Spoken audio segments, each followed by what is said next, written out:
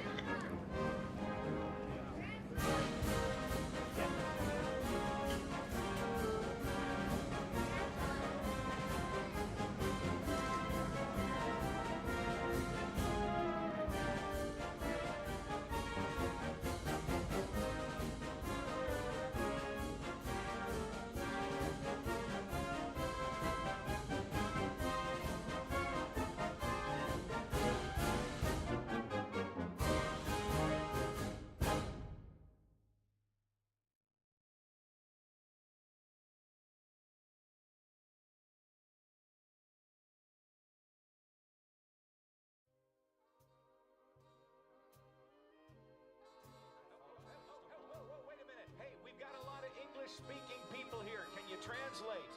Jawohl, I certainly can. I learned English in middle school back in the fatherland. We are putting on a little ground battle this morning for the spectators. I see them moving to the south. If you can get over by the grandstand or in the corner by the tents, the tents over here. I'm sorry, because of the reconstruction of the airfield, we can't have the full battle line this year. The same year, the general look of the battle that we're putting on today is in August or September of 1944. The Germans have been falling back since Operation Cobra dislodged them from the Bocage area of France, and at times the Germans were able to put up some stiff defense, but overall the Allies pushed them back pretty quickly. We got some wonderful airplanes flying over the battle. Things started.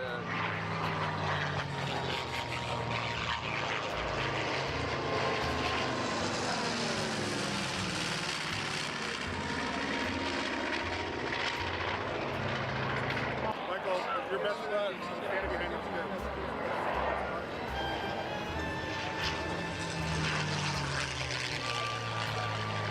Here's a regular P-51 course, is the deuce and a half trucks, and the American Jeep everybody knows. Good luck, guys. Watch out for the airport.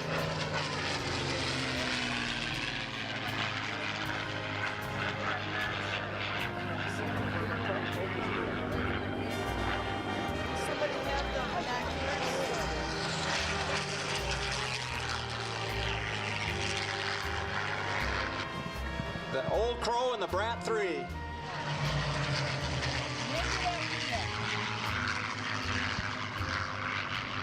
Here from the north comes a couple of Stuart tanks and an armored column of infantry. Oh, there's another tank coming. Yeah, they were. I didn't realize they were actually. No, but I. Oh, jeez. area, and they are with the 14th Armored recreated. They are armed with a heavy machine guns and 37mm anti-tank cannons. There's also some towed artillery or anti-tank pack guns being towed by. Oh yeah, that thing, we saw him hit it. Guy was ticked off. It was off. Yeah. He didn't hit anybody. It's horrible. With that rolling armor, you can see how the infantry now decided to use that it might be better to advance behind some armored plate covering that's moving than to stay behind the hill. So.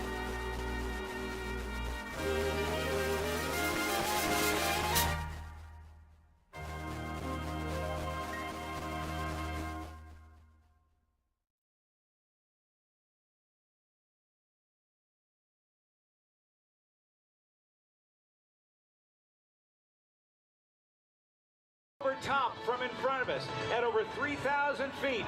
We've got Cindy Irish getting ready to jump in the American flag. So let's get ready to celebrate freedom, ladies and gentlemen, right here at the 2013 Thunder Over Michigan Air Show. Hello, everybody. My name is Rob Ryan. You see the blue and pink canopy. That is Cindy Irish. She has a 40 by 60 foot American flag attached to her parachute pack. That is leader of that skydiving team. She has over 2,100 skydives to her credit. In free fall, a total of 16 hours going 120 miles per hour flying her body. She is a member of the women's state record 23-way, 50-way, 52-way world record jumps. She's an instrument-rated pilot. She's an accounting consultant, team leader of the Misty Blues, and her hometown right around the corner in Ann Arbor, Michigan. Let's give her a big round of applause.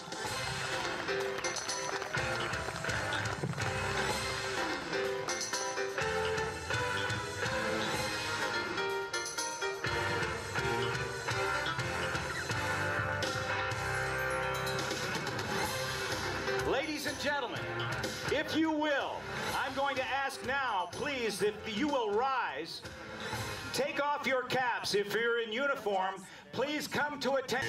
Can you see by the dawn's early light what so proudly we hailed at the twilight's last gleaming, whose broad stripes and bright stars through the perilous fight o'er the ramparts we watched were so gallantly streaming, and the rockets' red glare, the bombs bursting in air, gave proof through the night that our flag was still there.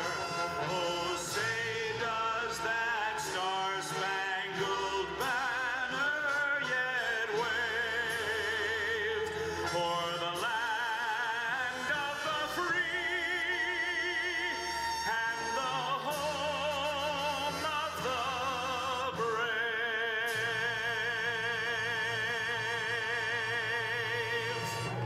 Ladies and gentlemen, our national anthem, and here comes Cindy Irish from Ann Arbor, Michigan. Give her a big round of applause. Make some noise, Michigan, as she brings that 40 by 60 foot flag right in towards Show Center.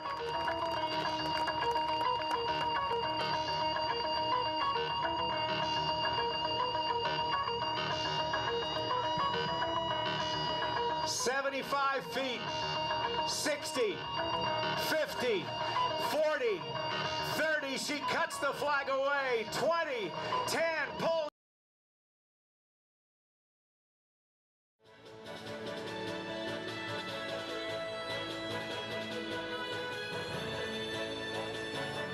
Listen to the sound. Round engines and jets all together.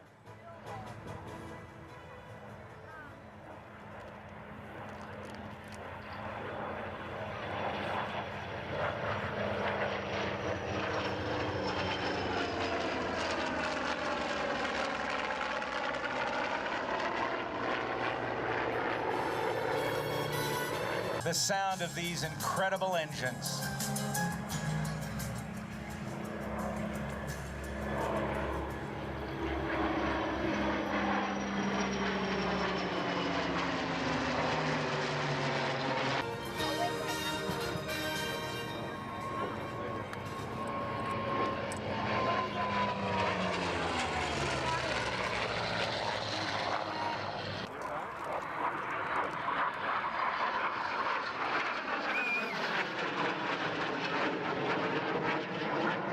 Look at the roll rate.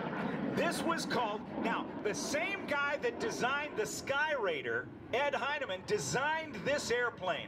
The Sky Raider is huge. It meant to carry 8,000 pounds worth of ordnance and found itself so about 9,000.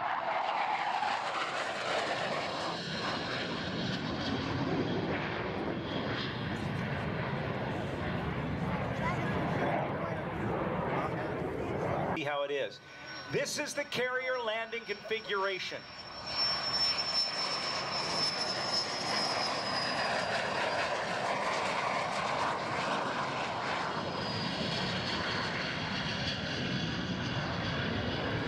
Lee Atwood, Ray Rice, and Edgar Schmid had been over in Germany in late 1938, I believe, and early 1939, and learned about some German wing designs, and also the National Advisory Council on Aeronautics, NACA, which later became NASA, had also developed a wing design called laminar flow.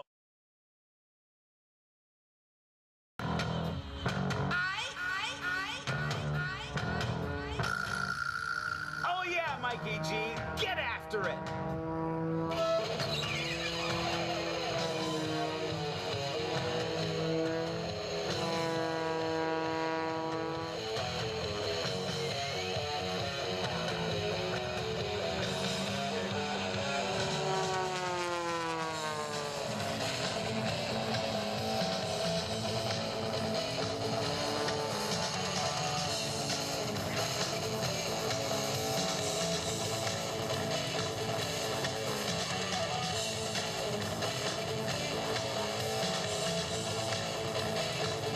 To over 250 miles an hour. An 11G pull to the vertical makes Michael weigh more than 1,700 pounds. As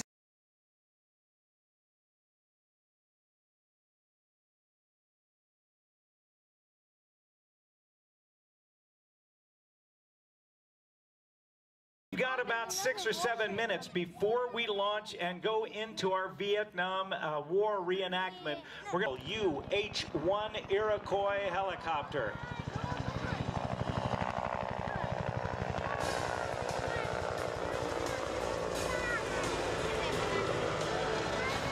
The Vietnam conflict lasted for a number of years in Vietnam, as the Army of North Vietnam,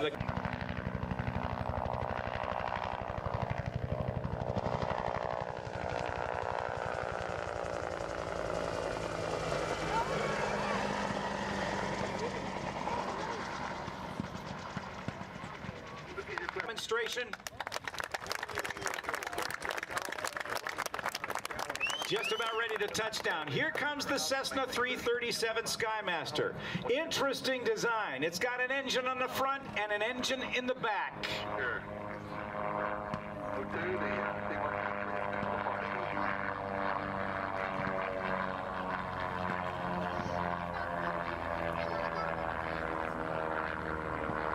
The downed pilot, and could help guide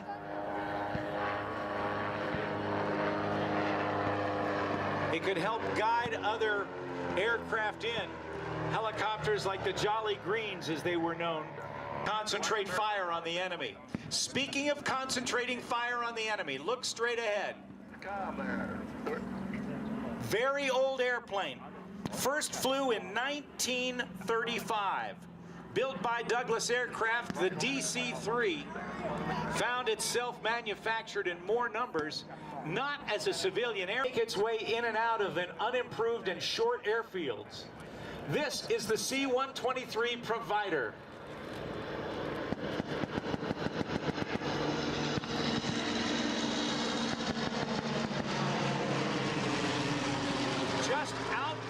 of the piston engines are those jet engine pods.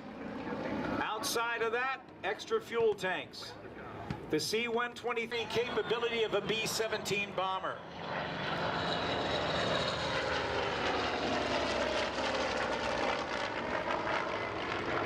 The Douglas Sky Raider.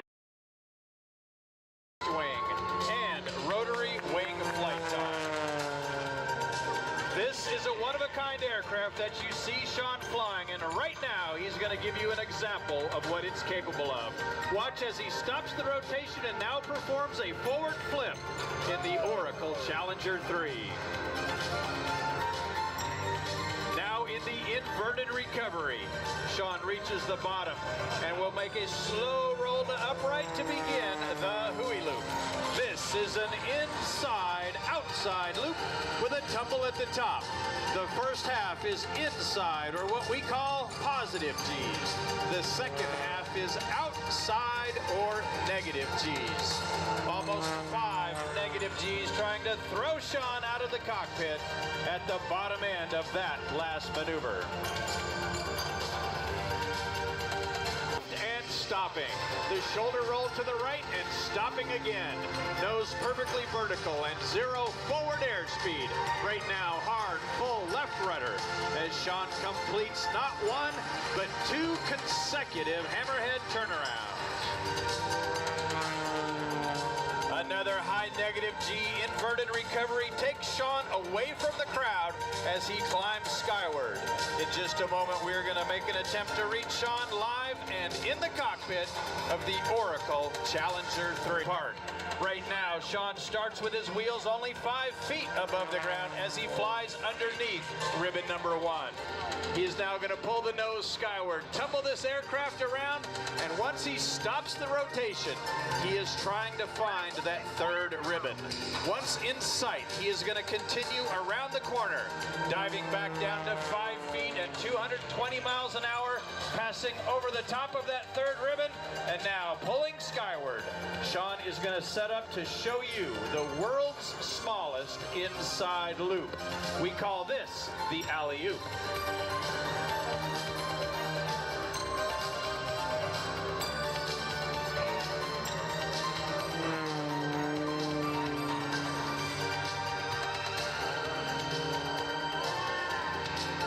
In the recovery, we're watching to see Sean roll to the left and lower the nose, which he just did.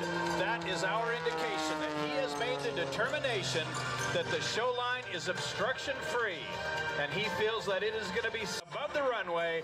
Sean is going to roll now into right knife edge flight through ribbon number 1. Then left knife edge flight through ribbon number 2 and inverted to shred that 3rd and final ribbon. A maneuver performed by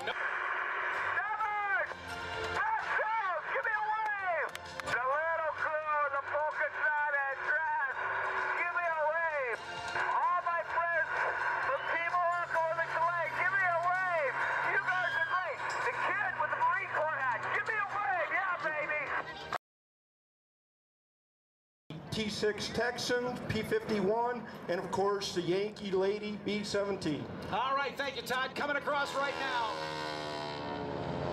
Now, I want you to look carefully. We've got 4 airplanes going by. 3 of them are North American Texan aircraft, this nickname they actually used for it. Coming through right now with twin 450 horsepower engines. The AT-11 Kansan, or the Twin Beach. According to the FAA, the most modified airplane in existence. Over 40 horsepower each, but listen to how loud the engines are.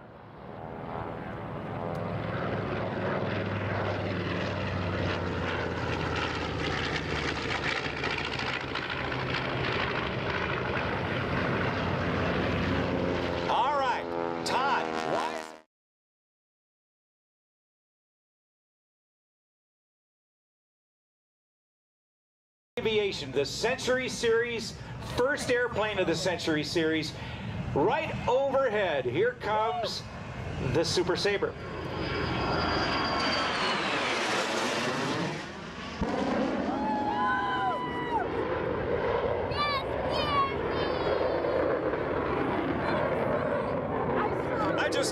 at George. They had to modify it with a larger tail fin because there was an early test flight which killed one of the test pilots, and so it's got a much bigger fin, as you can see here.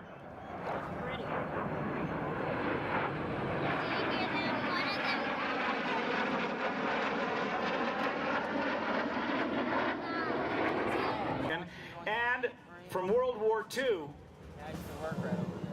the P-51 Mustang, I should say, yeah, from World War II, the Mustang. 3 North American jets. Watch this.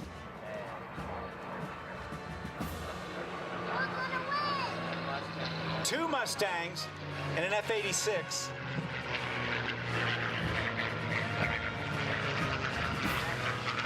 The second Mustang's operating as a